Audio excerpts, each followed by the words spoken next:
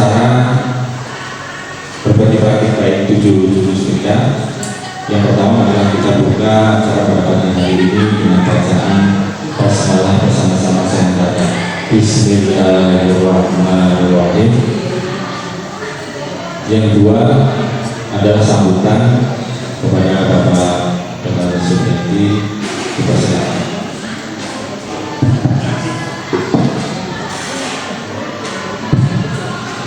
Bismillahirrahmanirrahim. Assalamualaikum warahmatullahi wabarakatuh.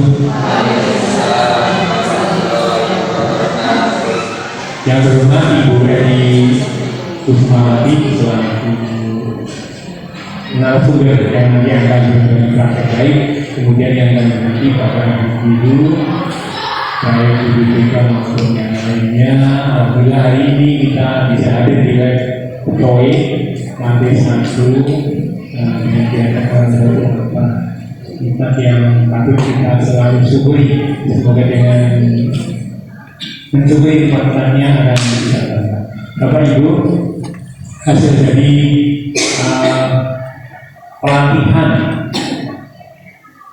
fasilitator daerah yang dilaksanakan Ibu Eri Kusmawati, ada kewajiban untuk berbagi ilmu yang sudah didapat kepada rekan-rekan.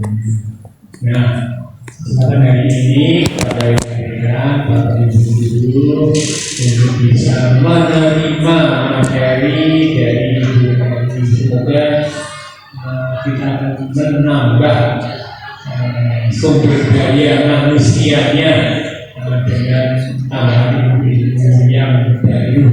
Dan mengetahui pembelajaran mendalam memang semua harus bergerak, semua harus dimenguasai, karena percepatan program pembelajaran mendalam itu sudah digaungkan setahun yang lalu dan sekarang harus segera dilaksanakan, tidak menunggu waktu lagi. Makanya oleh semua pihak Bapak Ibu untuk bisa memberikan kebijakan pemerintah ini yang terakhirnya nanti akan mendapatkan manfaat dari kebijakan pembelajaran mendalam, pendekatannya itu penyampaian materinya dengan pendekatan kebijakan termasuk untuk guru BK.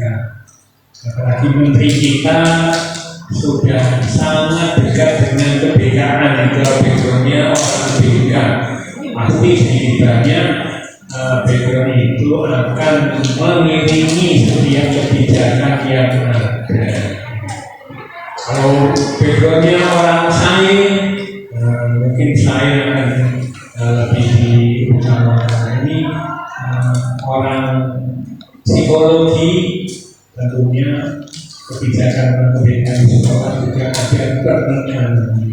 Karena itu mari kita ikuti paparan yang bisa.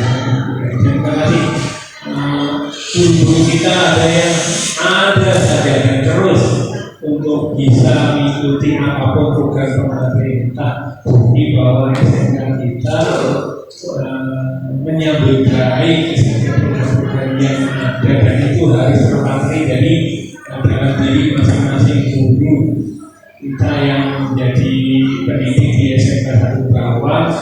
Ya, harus lebih cepat, harus bisa lebih jauh dibanding guru yang sekolahnya mulai ini. Mungkin itu saya sampaikan. Selamat mengikuti kegiatan hari ini dan terima kasih atas kehadirannya. Wassalamualaikum warahmatullahi wabarakatuh. Terima kasih. Terima kasih sampaikan kepada Bapak Suryadi. Mudah-mudahan ini menjadi penyemangat kita untuk mengikuti acara berbagi praktik baik 7 jurus bimbingan dan masukin yang baik. Acara selanjutnya adalah acara inti 7 berbagi praktik baik 7 jurus BK yang akan dibawakan oleh Bu Eri. Dipersilakan waktu sebenarnya.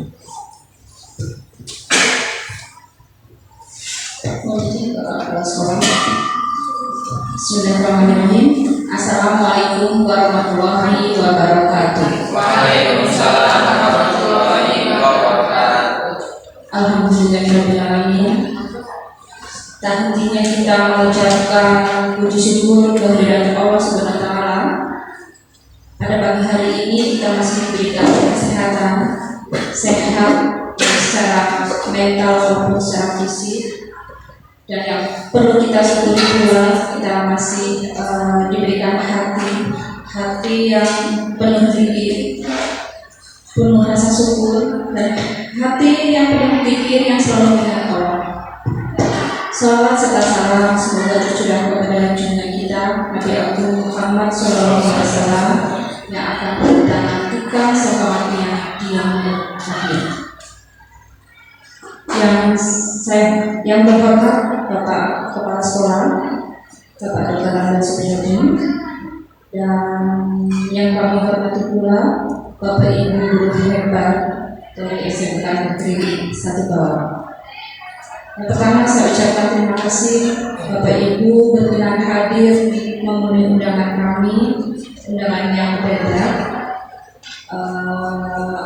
Namun Bapak Ibu bisa hadir di ruang ini, saya sangat bersyukur. Bapak Ibu bisa bisa memenuhinya. Bapak Ibu,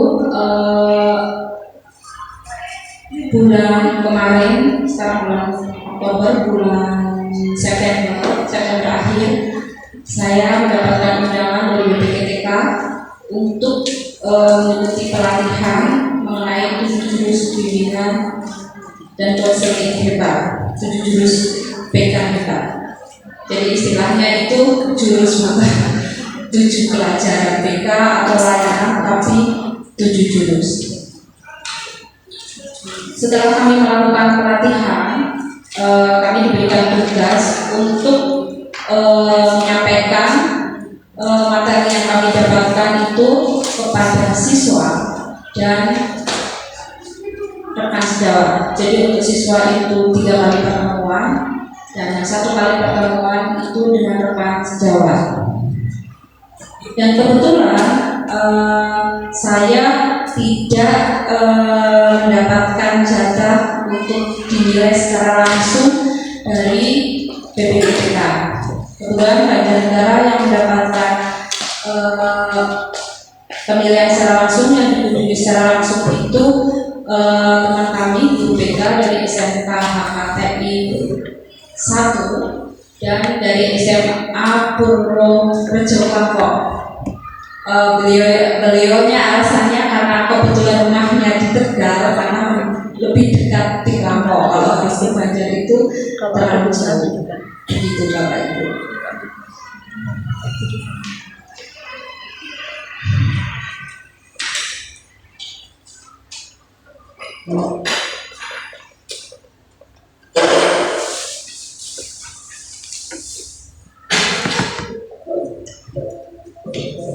Bapak Ibu, pelatihan yang kami dapatkan yang disampaikan kami itu berjudul 7 jurus bimbingan dan konseling.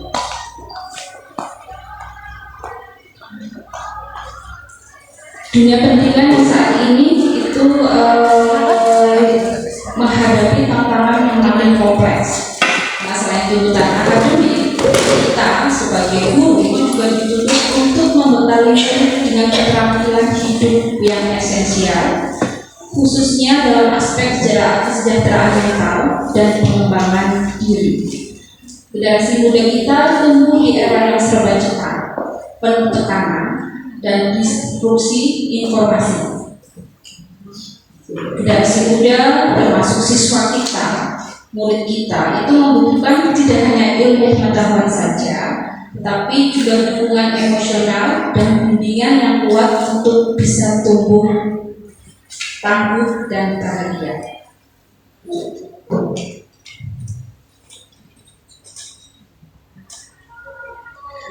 Nah, melihat kondisi ini, Kementerian Pendidikan Dasar dan Menengah mengambil langkah strategis mengoptimalkan potensi yang ada, yaitu melakukan penguatan kapasitas bagi guru BK dan guru non BK mencakup guru kelas, guru mata pelajaran, agar guru juga memiliki keterampilan bimbingan dan konseling.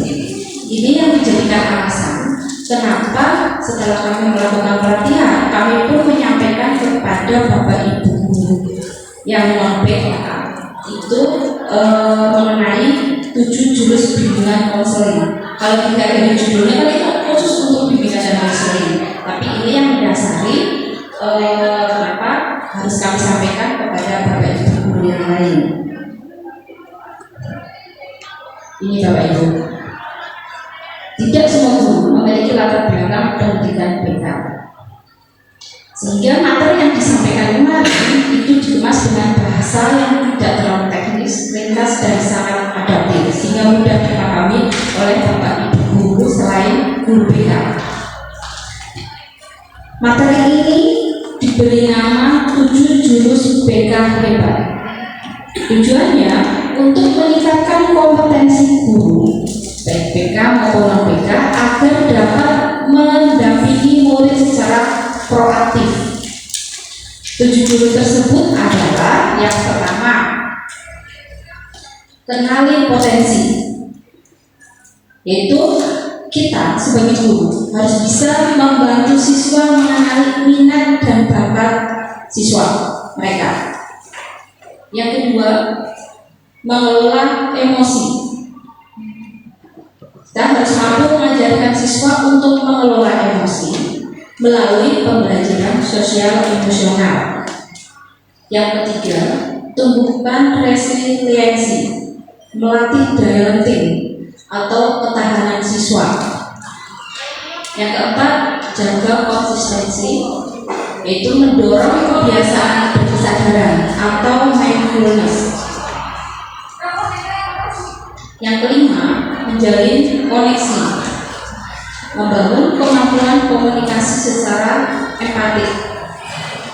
Artinya termasuk di dalamnya kita tidak bisa bekerja sendiri. Kita harus saling berkaitan dengan unit yang satu dengan yang lainnya. Bapak Ibu guru BK nanti akan bekerja sama dengan bagian kesiswaan, dengan guru pelajaran, dengan guru wali, dengan wali kelas. Yang keenam yaitu bangun kolaborasi dengan mendorong kerjasama dengan berbagai pihak. Masih terkait dengan jalinan koneksi. Yang ketujuh, menata situasi, yaitu menciptakan lingkungan belajar yang aman, nyaman, dan menggembirakan. Ketujuh jurus ini dirancang agar mudah dipahami dan segera dapat diterapkan oleh setiap guru dalam interaksi sehari-hari dengan murid di kelas maupun di lingkungan sekolah. Sehingga sekolah tidak lagi hanya menjadi tempat belajar akademik, tetapi bertransformasi menjadi lingkungan belajar yang aman, nyaman, dan menggembirakan bagi setiap anak. Bapak Ibu, kemarin pelatihannya kami menggunakan metode ARKA. Jadi materi atau modul 7 jurus BKG itu dengan metode ARKA.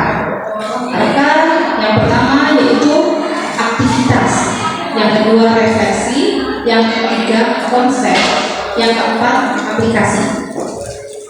Aktivitas, jadi ketika kita memberikan layanan kepada siswa, terutama untuk Bapak Ibu BK, itu siswa terlibat dalam kegiatan seperti bermain atau tugas tertentu untuk mengalami sesuatu secara langsung. Jadi seperti diawali dengan bermain game yang kaitannya dengan materi yang akan kita berikan. Setelah bermain game atau membuat tugas keseharian, selanjutnya dilakukan refleksi. Jadi siswa diajak untuk merenungkan dan membahas pengalaman dari aktivitas yang telah dilakukan. Yang keempat, konsep. Guru memberikan konsep atau teori yang berkaitan dengan topik yang sedang dibahas. Setelah melakukan aktivitas, dilakukan refleksi, lalu kita kaitkan dengan teori yang ada dan yang kita sampaikan. Yang keempat, aplikasi. Setelah melakukan aktivitas, dilakukan refleksi, terus dikaitkan dengan konsep, lalu dipraktekkan secara langsung, diaplikasikan secara langsung dalam kehidupan sehari-hari. Siswa diharapkan dapat mendapatkan pemahaman yang baru dalam kehidupan sehari-hari. Jadi modelnya yang dipakai adalah model ARKA. Bapak Ibu, karena waktu kita terbatas, saya hanya mengambil dua jurus, yaitu jurus yang pertama untuk mengenali potensi, dan nanti selanjutnya itu tumbuhkan resiliensi.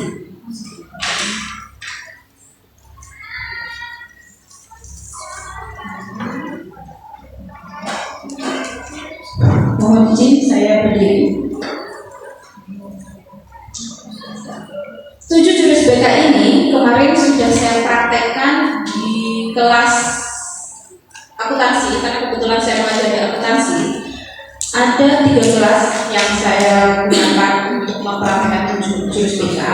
Hanya saja seperti yang tadi saya sampaikan, saya hanya mempraktekkan dua jurus, yaitu jurus yang pertama dan jurus yang ketiga. Saya langsung meloncat ke resiliensi, dan kebetulan karena resiliensi ini seperti yang sedang viral juga mengenai kemarin yang kepala sekolah menampar siswa karena merokok. Nanti kemarin saya kaitkan dengan resiliensi. Baik Bapak Ibu, ini saya akan menyampaikan hasil saya mempraktekkan di kelas 11 KK2 pada hari Kamis tanggal 2 Oktober 2025. Saya mengambil videonya sedikit karena yang full itu terlalu banyak.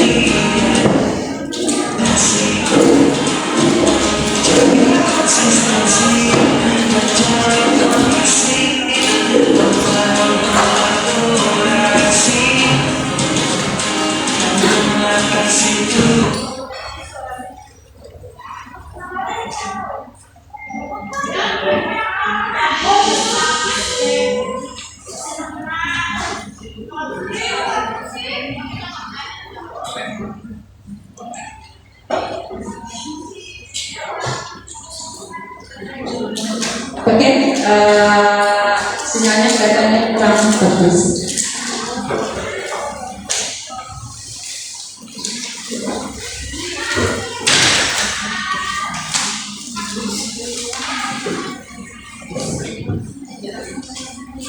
Seperti yang sudah saya sampaikan tadi, metode yang saya gunakan itu dengan metode ARKA. Kemarin itu telah klasikal. Metode ARKA yaitu kerangka pembelajaran berbasis pengalaman atau experiential learning yang digunakan dalam penyampaian materi jurus BKH. Jadi kemarin ketika saya melakukan pelatihan itu metodenya dengan metode ARKA. Kerangka metode ARKA itu kependekan dari aktivitas, refleksi, konsep, dan aplikasi.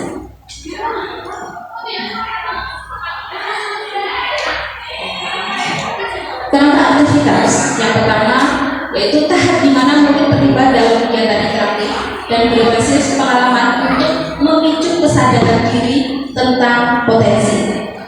Kemarin yang saya lakukan itu ketika saya menyampaikan jurus 1 yaitu menggali potensi itu, yang pertama saya lakukan adalah siswa itu saya minta untuk mengisi instrumen tes gaya belajar. Jadi yang kemarin yang saya bahas dengan murid itu dengan kelas 11 angka 1 itu adalah gaya belajar.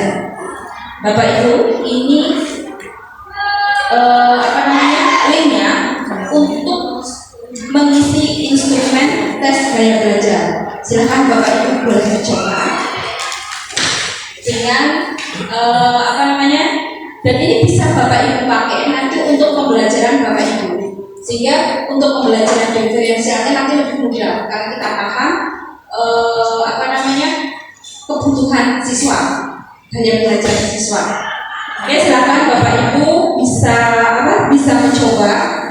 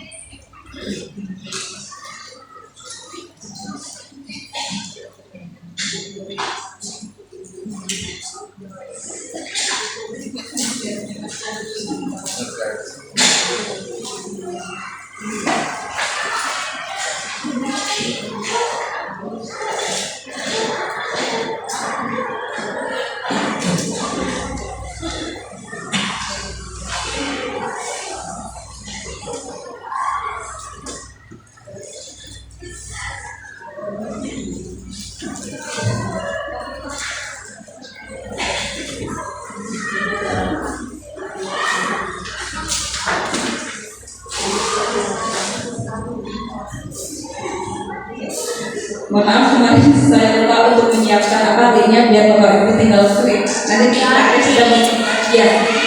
Pak Aris sedang mencoba mengirim ke grup ASN.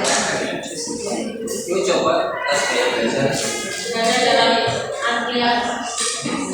Ya. Ini tes Langsung ikuti tes.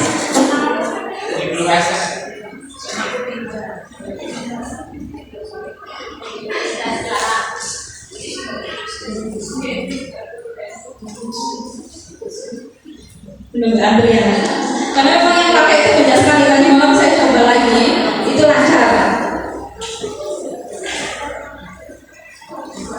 Jadi setelah mengisi instrumen itu nanti Bapak Ibu bisa mengetahui gaya belajar siswa.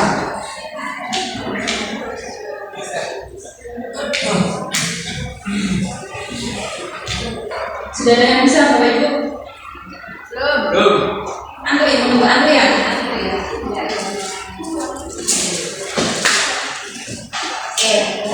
Nanti bisa Bapak Ibu coba. Jadi setelah saya meminta siswa untuk melakukan mengisi instrumen tes gaya belajar, yang instrumennya ini,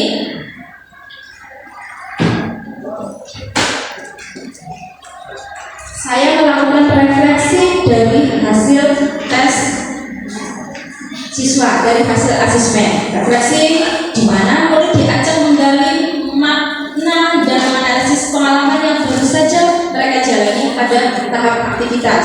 Setelah mereka melakukan tes asesmen itu, saya mengajak siswa untuk merefleksi dari hasil tes tersebut. Tujuannya apa Bapak Ibu? Yaitu untuk mendorong introspeksi dan kesadaran diri. Siswa bisa mengetahui dirinya. Diskusi ini saya memakai kemarin dengan kelompok, tidak individu. Mereka berdiskusi apa yang kamu rasakan saat mengerjakan tes. Yang kedua, menghubungkan pengalaman dengan perasaan dan pikiran. Murid menulis refleksi mandiri. Yang kemarin mempraktekkan tentang hasil asesmen mereka. Apakah hasil gaya belajar ini sesuai dengan cara siswa itu belajar selama ini, atau potensi apa yang paling menonjol pada diri siswa dari hasil asesmen tersebut. Oke, setelah kelas melakukan refleksi, saya menyampaikan materi yang terkait dengan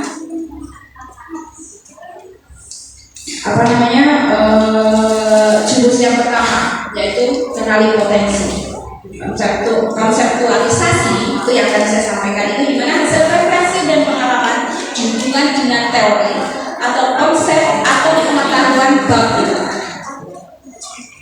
Bisa Bapak Ibu? Ya. Oke, bisa. Hasilnya apa? Lagi proses. Oke, baik. Oke. Konseptual saya memberikan teori, memberikan pemahaman teori yang terstruktur, yang saya dapatkan waktu pelatihan. Guru BK atau saya menjelaskan secara rinci tentang konsep gaya belajar, visual, auditory, dan kinestetik. Karena ada 3. Kan mereka membentuk kelompok sendiri, kelompok secara visual, secara auditory, maupun secara kinestetik.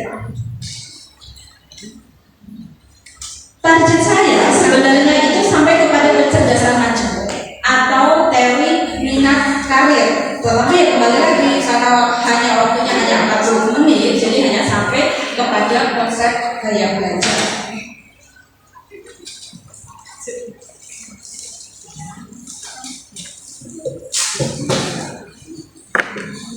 Ini Bapak Ibu materi yang saya sampaikan kepada siswa kemarin. Gaya belajar atau metode yang paling disukai itu digunakan oleh seseorang untuk menyerap, mengatur, memproses dan mengingat informasi baru. Itu yang dinamakan gaya belajar. Sederhananya ini adalah preferensi konsistensi seseorang dalam bagaimana ia berinteraksi dengan materi pembelajaran. Mengenali gaya belajar ini sangat penting karena termasuk dalam jurus 1, yaitu kenali potensi, dan menjadi kunci untuk menerapkan pembelajaran berdiferensiasi, pembelajaran sesuai kebutuhan siswa, sesuai caranya siswa. Metodenya setiap siswa itu. Ini Bapak Ibu linknya seperti tadi. Ini ada 2 link memang. Yang pertama itu untuk gaya belajar, yang kedua itu untuk mengenali karir.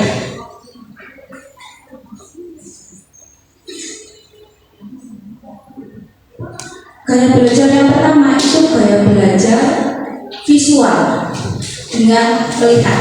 Gaya belajar visual adalah salah satu dari 3 gaya belajar utama FAK, di mana siswa paling efektif menyerap dan memproses informasi melalui indera penglihatan. Siswa mengandalkan gambar, bentuk warna, dan representasi spasial untuk memahami dan mengingat materi. Jadi yang banyak dipakai itu mata. Ini Bapak Ibu ciri utama murid dengan visual. Suka mencatat, jadi muridnya ini rajin. Ini Bapak Ibu yang suka mencatat berarti masuk kategori visual. Peka warna dan tampilan, suka keindahan, tidak mudah terganggu dengan suara. Kalau Bapak Ibu termasuk dalam kategori visual, meskipun banyak suara, Bapak Ibu tetap bisa melakukan aktivitas, tetap bisa fokus. Lebih suka membaca, mengingat lewat gambar, rapi dan terorganisir. Itu untuk gaya belajar visual.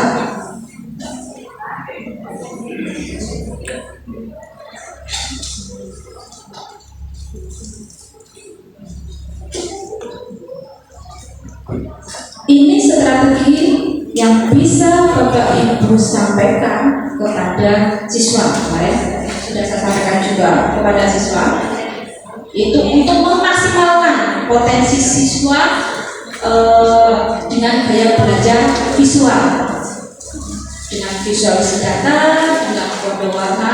Bapak Ibu bisa dibaca di depan, dengan video dan presentasi, duduk di depan memilih tempat duduk. Biasanya anak-anak yang duduk di depan itu masuk kategori visual. Yang keenam, dengan pattern konsep. Jadi siswa itu yang memiliki gaya belajar visual itu biasanya mempunyai peta konsep berurutan bekerjanya belajar. Oke, selanjutnya gaya belajar yang kedua yaitu auditory, dengan mendengar. Biasanya lebih cepat paham jika informasi disampaikan secara lisan. Jadi harus diterangkan dulu. Lisan, mohon maaf, saya ulang lagi.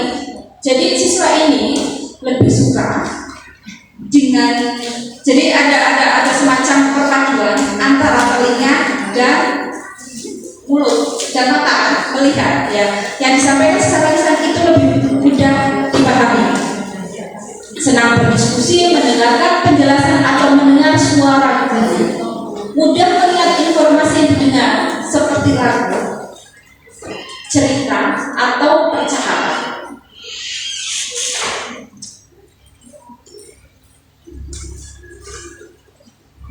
Ciri-ciri utama untuk murid dengan auditori. Biasanya siswa atau murid dengan gaya belajar auditori, mereka itu peka terhadap suara. Jadi mendengar meskipun orangnya bisik-bisik, itu biasanya siswa mendengar. Suka berbicara dan berdiskusi, berdebat biasanya. Mungkin bisa dengan siswa yang masuk di OSIS, berorganisasi. Terus belajar dengan suara keras. Misalkan Bapak Ibu bisa belajar dengan menghafal, dengan berlatih, dengan mondar-mandir, dengan bicara di cermin, itu berarti masuk kategori auditori. Mudah mengingat nama, pandai menemukan nada dan irama. Ini Bu Istina yang suka nyanyi. Itu kan pandai menirukan nada dan irama. Karena muridnya sering terganggu karena kebisingan. Ini berbeda dengan gaya belajar visual. Kalau gaya belajar visual itu bodo amat, mau basic mau apa tetap bisa fokus. Tapi berbeda dengan auditori.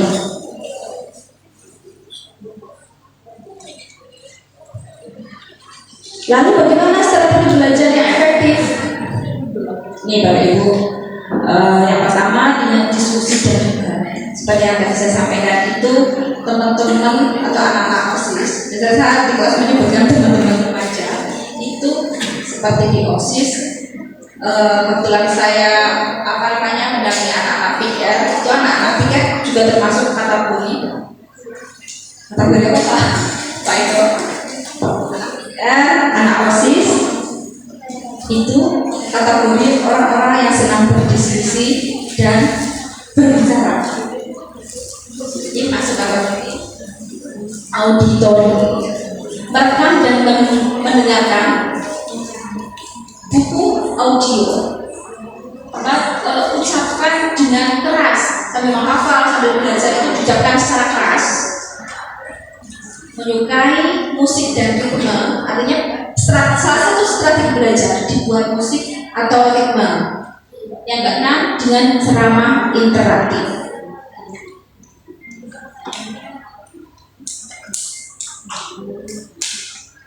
Gaya belajar yang ketiga adalah gaya belajar kinestetik.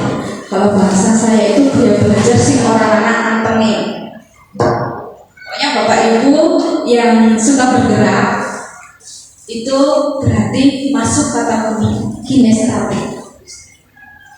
Jadi kalau visual melihat, auditori mendengar, kalau kinestetik itu dengan gerak orang anak antengin. Usti itu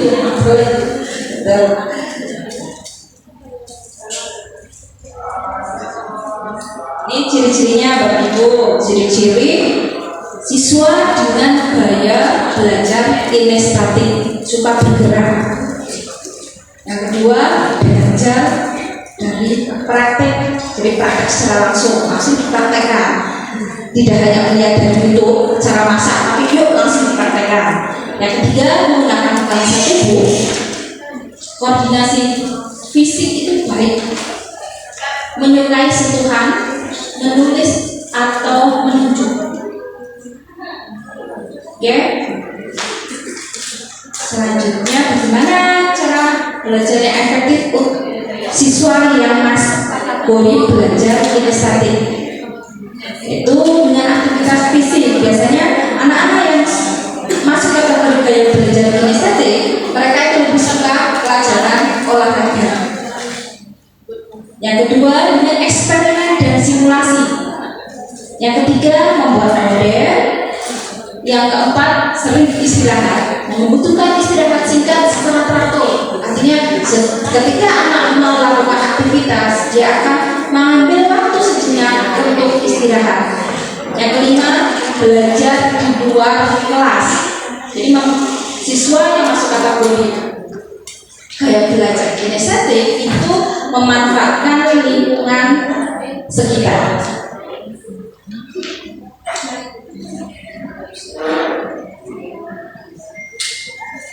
Setelah saya menyampaikan materi atau sampai pada tahap konseptual, yang keempat, tahap yang terakhir itu aplikasi. Jadi yang dipelajari itu dilakukan atau dipraktekkan dalam kehidupan sehari-hari siswa. Tahap puncak di mana murid didorong untuk menerapkan konsep yang telah dipahami. Jadi setelah melakukan aktivitas yang pertama, lakukan refleksi, lalu dihubungkan dengan konsep, dengan teori yang ada. Yang terakhir itu diaplikasikan dalam kehidupan sehari-hari. Tugas saya yaitu mendorong, atau tugas Bapak Ibu guru itu mendorong tindakan nyata dan pembentukan rencana tindak lanjut. Jadi siswa itu saya beri tugas memang itu untuk membuat rencana aksi belajar yang spesifik. Mulai hari ini saya akan membuat map, misalkan pelajaran apa yang sulit, yang susah dipahami. Seperti ini, ada membuat map saat belajar PPKN dengan cara visual dan merekam ringkasan materi kelas untuk didengarkan secara ulang. Ini untuk teman-teman remaja, untuk murid yang masuk gaya belajar auditory.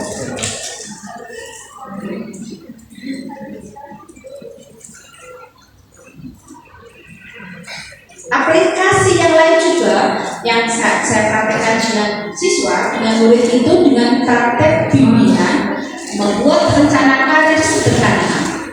Anak kebetulan di kelas 11 juga itu yang sesuai dengan kecenderungan minat dan bakat siswa.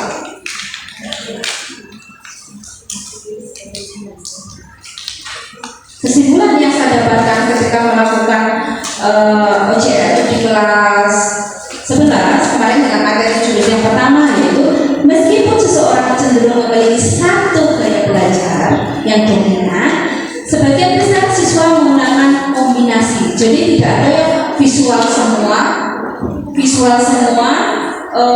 kinestetik semua. Jadi adanya kombinasi dari ketiganya. Dan tugas guru dan siswa adalah mengenali kombinasi tersebut untuk mencapai potensi belajar yang maksimal. Itu Bapak Ibu yang bisa kami sampaikan di kelas 11 AKR, karena waktunya hanya 45 menit dan ini pun saya kemarin minta jamnya Bu Septino pelajaran IPA karena tidak cukup 45 menit. Masih banyak jurusan pertama, masih banyak materi yang lain seperti tadi perencanaan karir dan sebagainya. Ini itu perencanaan. Bapak Ibu, kita olahraga dulu. Tidak bosan. Ini adalah lagu khusus untuk 7 jurus BK.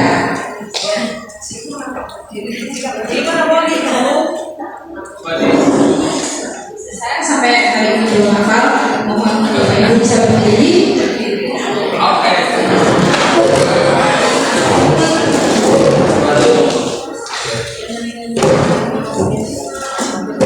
Saya mau olahraga. Kamu joget-joget, bergerak, peregangan. Gue hari depan ajari. Senang minta saya ajari Bapak Ibu. Terus ngajak apa? Bergerak bersama. Saya kurang hafal juga. Mari kita menghafalkan naskah bersama.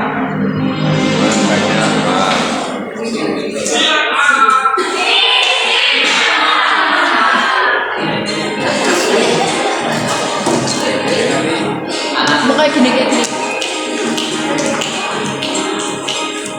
Belaannya nih kan.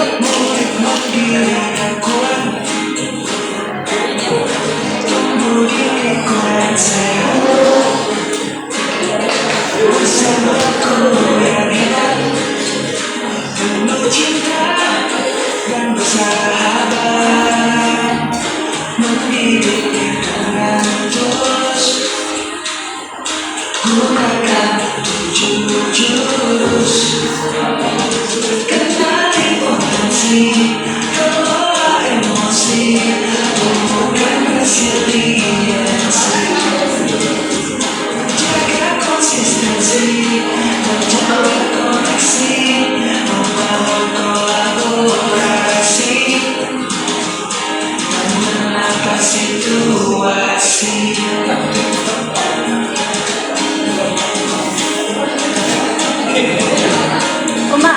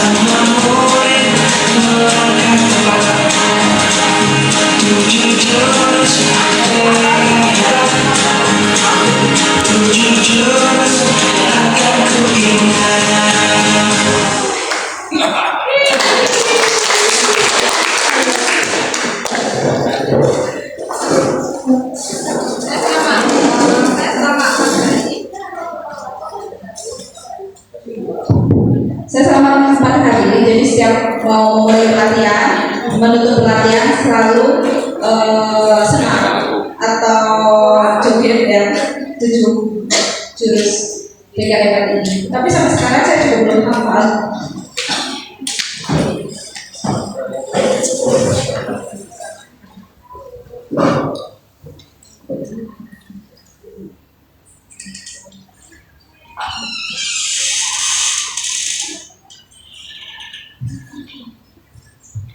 Bapak Ibu hebat.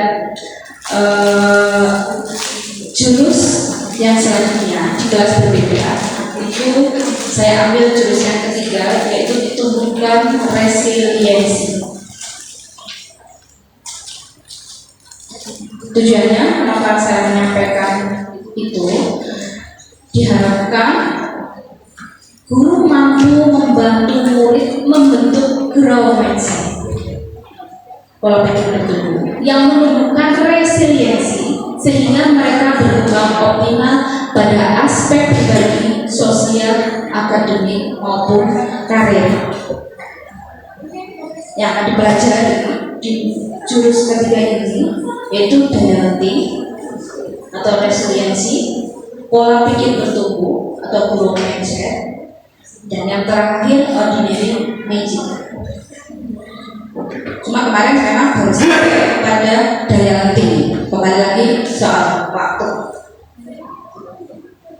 Keterampilan yang nantinya akan dikuasai oleh siswa, yang pertama yaitu keterampilan menumbuhkan daya latih anak dalam menghadapi kesulitan. Yang kedua, keterampilan mengajarkan pola pikir bertumbuh atau growth mindset. Yang ketiga, keterampilan membantu anak untuk bangkit dari kegagalan.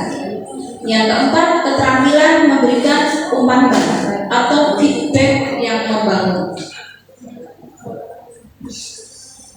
Ketika saya masuk kelas Bapak Ibu, siswa saya tanya, pernah mendengar istilah daya lenting? Padahal daya lenting ini, istilah ini dipakai di pelajaran fisika. Ini Bu Hasim, daya lenting ini dipakai di pelajaran fisika. Oke, tapi ketika siswa saya tanya, waktu di SMP tidak pernah ada istilah daya lenting, belum pernah mendengar. Mungkin di SMA Bu Hasim, daya lenting di SMA. Ini kali ini daya lenting ini diterapkan di bimbingan dan konseling. Daya lenting atau resiliensi, siswa itu tidak paham. Jadi kan tidak mungkin saya langsung memberikan permainan yang terkait dengan daya lenting, tapi mereka sendiri tidak tahu daya lenting. Jadi dari waktu pendahuluan saya menyampaikan daya lenting adalah kemampuan seseorang untuk bangkit kembali, beradaptasi dan tumbuh setelah mengalami kesulitan, kegagalan atau tekanan.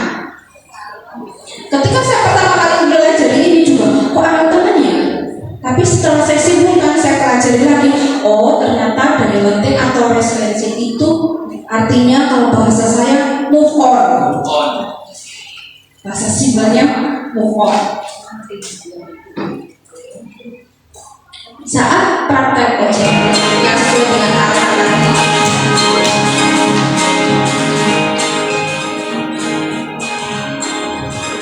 sudah tadi, ini di kelas 11 AKL 2. Hanya yang pertama, saya meminta siswa untuk membuat menara. Bapak Ibu, saya dulu.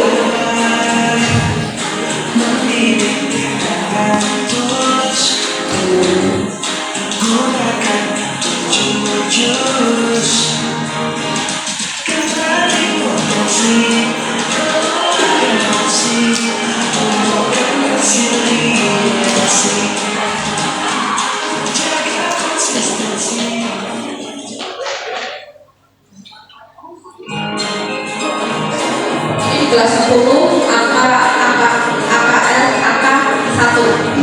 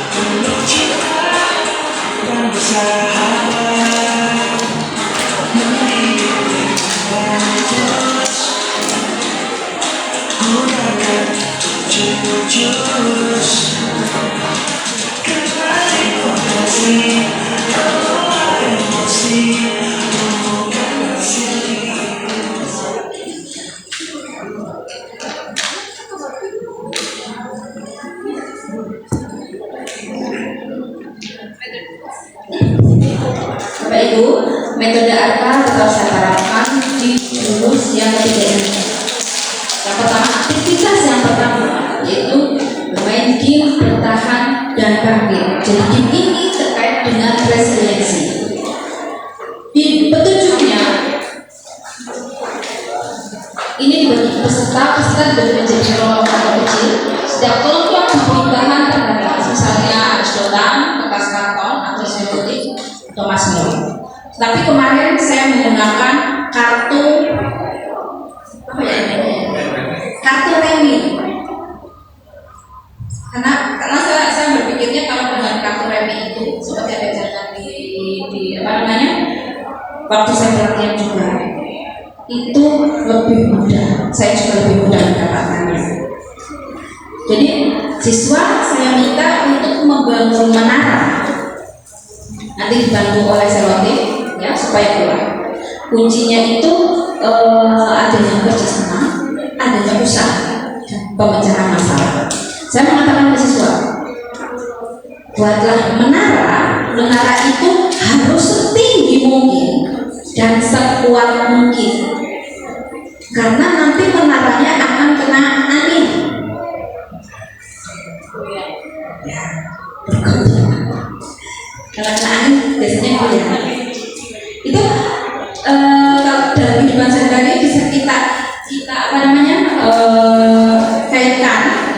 Itu kita kena anginnya itu kena masalah, lalu kita tidak kuat, kita bakal hancur dengan persoalan-persoalan yang dihadapi oleh siswa. Ini ya Bapak Ibu, yang ketiga, tantangan setiap kelompok untuk membangun menara tertinggi dalam waktu yang ditentukan. Ternyata ketika saya beri waktu 15 menit belum selesai, konsepnya saja belum selesai. Ditambah lagi 5 menit. Ketika saya tekan, pokoknya 5 menit lagi selesai, tidak selesai, akhirnya selesai juga. Permainan ini dengan poin resiliensi ini, ketika menara kelompoknya roboh dengan dikipasi, karena setiap dari kelompok itu mewakilkan 3 orang itu untuk ngipasi menaranya kelompok yang lain. Ada yang hancur, roboh, ada yang tetap berdiri kokoh. Ketika menara kelompok roboh, berikan dorongan agar mereka segera menganalisis penyebab kegagalan dan mencoba lagi dengan strategi yang berbeda tanpa kehilangan waktu. Ini poinnya. Jadi dunia itu terkait dengan resiliensi. Setelah membuat menara, refleksi yang saya lakukan adalah ini pertanyaannya. Refleksi dari Kim. Apa kesulitan atau rintangan yang dihadapi saat membuat menara? Kebanyakan dari mereka menjawab konsepnya yang tidak tepat, fondasi dasarnya. Yang kedua, reaksi dan perasaan mereka saat menara hampir roboh atau gagal dibangun. Karena ada beberapa kelompok memang tidak bisa membangun menara itu. Mereka kebanyakan menjawab kecewa, sudah susah payah, menaranya dikipasi, akhirnya roboh juga. Tapi ada 2 kelompok yang menjawab nggak apa-apa, biasa aja. Ada yang seperti itu, 2 kelompok dari berarti yang saya perhatikan 2 kelas. Dari 2 kelas itu ada yang menjawab 2 kelompok itu yang menjawab biasa saja. Yang pertanyaan yang ketiga, strategi apa yang berhasil membuat menara tetap berdiri dan berhasil dibangun kembali setelah roboh? Jawaban mereka kebanyakan itu di fondasi dasar. Kalau dasarnya sudah bagus, itu akan kuat. Yang kedua adalah kerja sama. Jadi tidak ada satu anggota pun yang santai-santai. Semua anggota itu bekerja. Ada yang nempelin dengan selotip, nempelin kartunya. Ada yang membuat fondasi, ada yang membuat fondasi, terus ada yang merangkai kemudian di atasnya. Lalu refleksi yang keempat itu menghubungkan pengalaman membangun menara dengan tantangan kehidupan nyata. Ada stres akademik, masalah sosial, dan bagaimana mereka bisa menerapkan daya learning tersebut. Ini refleksi yang saya sampaikan kepada siswa saya. Setelah dilakukan refleksi dari hasil aktivitas tadi, selanjutnya saya menyampaikan konseptualisasi. Kalau daya learning ini, arti dari daya learning pendahuluan sudah saya sampaikan. Karena mahasiswa tidak memang tentang arti daya learning. Mengapa daya learning ini menjadi penting, Bapak Ibu? Pada proses belajar dan tumbuh akan menghadapi berbagai tantangan, seperti gagal menyelesaikan tugas, kalah dalam permainan atau pertandingan, atau mendapatkan hasil yang tidak sesuai harapan. Kegagalan adalah bagian yang wajar dari kehidupan. Namun, siswa yang tangguh tidak berhenti ketika gagal. Siswa yang tangguh itu akan mencoba lagi, belajar dari kesalahan, dan perlahan menjadi kuat. Seperti yang sekarang viral Bapak Ibu tentang rokok yang ditampar oleh kepala sekolah. Itu karena hanya ditampar dan itu pun tidak membuat luka di badan. Pulang-pulang mengadu ke ibunya. Kenapa? Karena daya lentiknya rendah. Kalau Bapak Ibu, termasuk saya, siswa zaman dulu itu mempunyai daya lentik yang tinggi. Saya pernah dilempar kapur oleh guru matematika saya.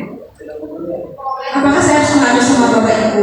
Benar kata netizen di mana di IG itu. Kalau mengadu sama orang tua akan ditambahi. Bapak saya betul. Tapi perbedaannya dengan siswa sekarang itu tadi daya lentiknya yang rendah.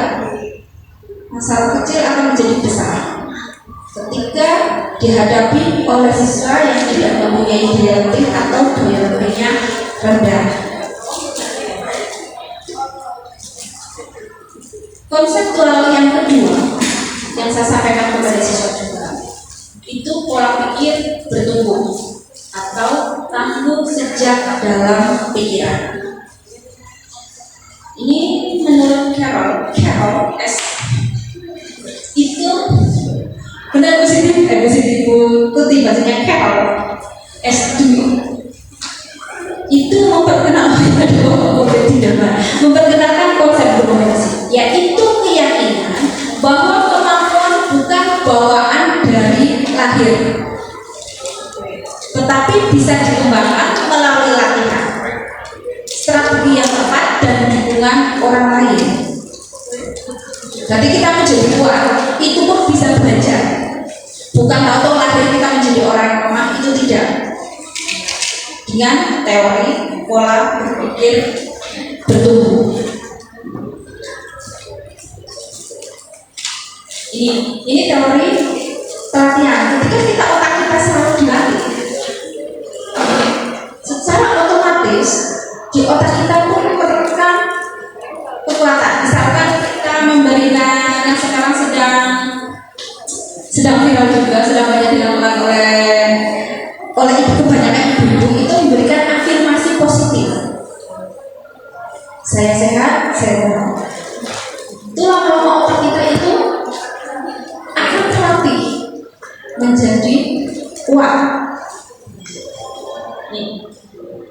Neuroplastisitas adalah mekanisme biologis yang mendasari growth mindset. Berarti kan ada beberapa kita.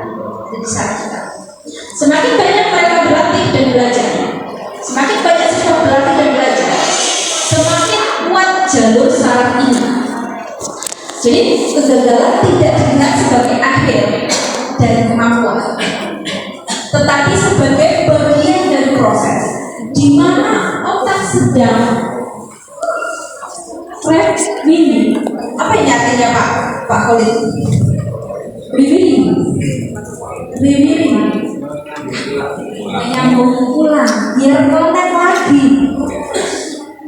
Ya, jadi sedang rewiring dengan dirinya dan mencapai pemahaman dan penguasaan lebih baik. Ini Bapak Ibu ubah supaya kita membiasakan berpikir growth mindset.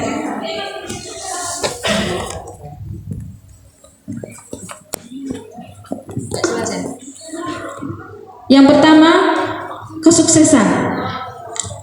Fixed mindset. Begitu Pak Khalid bacanya, fixed mindset. Saya bisa jika apa Bu Istina? Fixed mindset, kesuksesan. Saya bisa sukses jika punya bakat. Saya nggak begitu jelas soalnya. Saya tadi nyari kacamata yang -7 biar terbaca itu, tapi ternyata saya lupa naruh. Seperti biasanya, saya lupa. Itu yang saya pakai ini -6 soalnya jadi nggak bisa baca. Kesuksesan itu kalau dengan fixed mindset itu saya bisa sukses karena punya bakat. Jadi memangnya takdirnya pinter gitu loh. Saya sukses nanti ditakdirkan, tapi berbeda dengan pola pikir bertumbuh. Mohon izin Pak Supri, saya berada di depan. Saya bisa sukses karena berusaha, karena belajar, karena saya latih.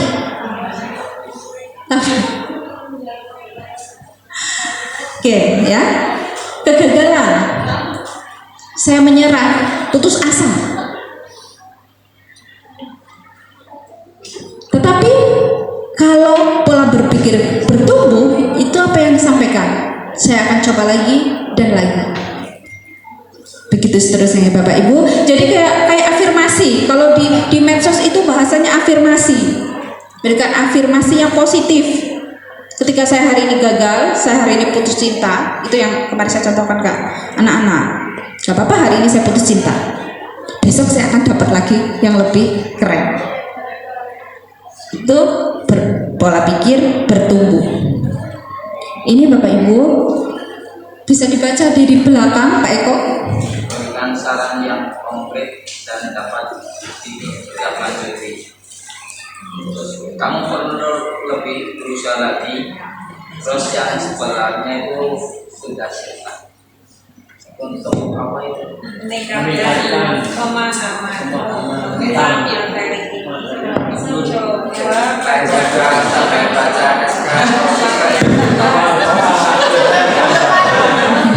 Ini kemarin yang saya dapatkan waktu pelatihan, saya praktekkan ke siswa juga.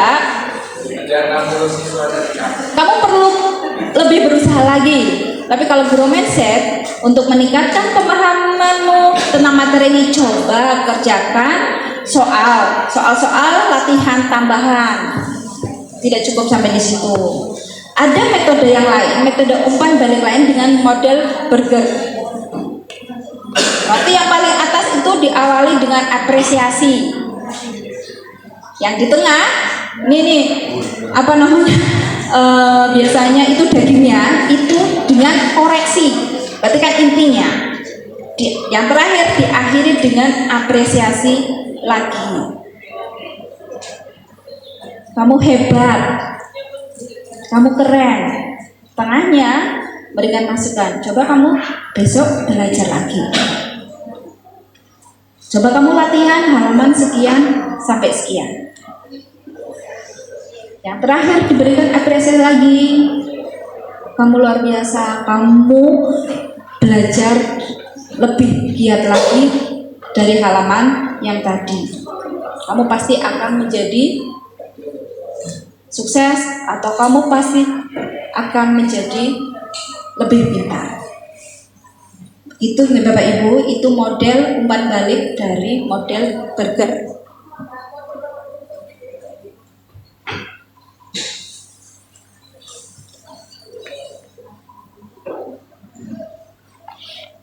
Perbedaan, kalau ini perbedaan antara pujian dan dukungan. Ke Pak Eko lagi, yang ini sarjana S2 baru. Perbedaan dukungan dan pujian. Pak Eko bisa berikan contoh?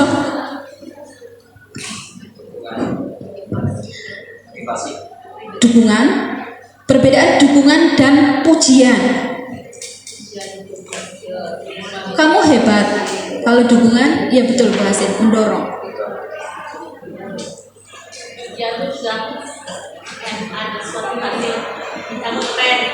Betul. Itu proses, lebih kepada proses. Oke. Jadi pola berpikir bertumbuh itu salah satunya kita memberikan dukungan. Karena pujian itu kebanyakan siswa itu akan mengejar pujian itu. Bagaimana saya tetap menjadi yang terbaik, lebih fokus kepada hasilnya. Tapi kalau dukungan dari prosesnya sampai kepada hasilnya.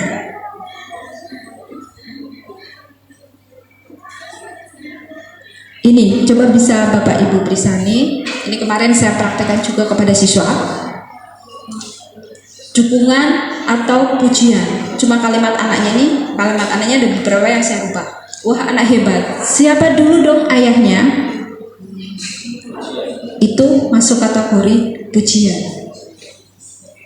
Nah gitu dong, itu baru anak soleh. Itu pun masuk pujian. Ini kebanyakan pujian. Kamu anak paling rajin di kelas. Di kelas ini tidak ada orang yang seperti kamu. Ini masuknya juga pujian. nilai kamu semakin bagus dibanding semester lalu. Pasti semester depan akan lebih bagus lagi. Masuk kategori dukungan karena ada prosesnya. Oke, dan seterusnya ini praktek, harusnya Bapak Ibu praktek, tapi saya tahu Bapak Ibu tidak membawa ballpoint. Maksudnya kita praktek aja. Jadi yang saya lakukan di kelas, okay? Kenapa? Mau dipakai burger? Oke, karena Bapak Ibu nggak bawa ballpoint dan ini materi-materi yang saya dapatkan. Ini tugas yang saya berikan kepada siswa kemarin setelah membahas tentang resiliensi, aplikasinya dalam kehidupan sehari-hari. Belum selesai, ya itu tadi alasan saya dari awal sampai akhir pun tetap masalah waktu. Waktunya tidak cukup. Jadi tugas ini saya berikan ke siswa dan dibawa pulang. Minggu depan baru dikumpulkan. Praktek rencana daya lenting. Terima kasih. Demikian Bapak Ibu hasil praktek saya. Yang pertama hasil saya belajar di Solo kemarin 4 hari. Pelatihan fasilitator daerah mengenai 7 jurus BK hebat. Dan saya praktekkan di 4 kelas dengan hasil yang saya sampaikan.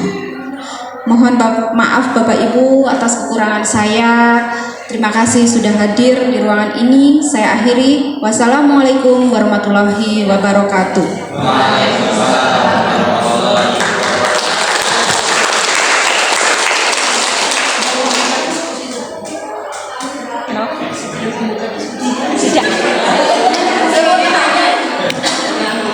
Tidak ada diskusi, tidak ada pertanyaan. Tidak ada diskusi dan tanya jawab katanya ya. Selesai Bu. Ya, terima kasih kepada Bu Eri yang telah menyampaikan materi. Mudah-mudahan ini menjadi wawasan baru buat kita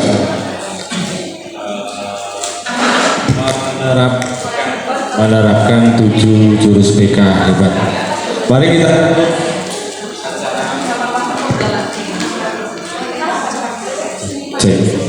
Mari kita tutup acara pada pagi hari ini dengan bacaan hamdalah bersama-sama. Alhamdulillah. Bila saya dalam menyampaikan kata banyak salah, maaf. Yang sebesar-besarnya saya akhiri wal hidayah. Assalamualaikum warahmatullahi wabarakatuh.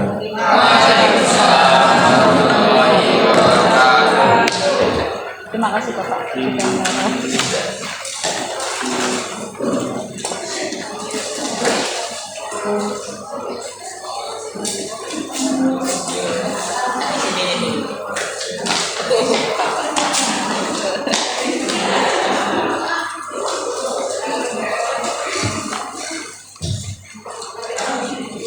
Sudah ada 5 pertanyaan. Waktunya nggak cukup. Baterainya habis ya.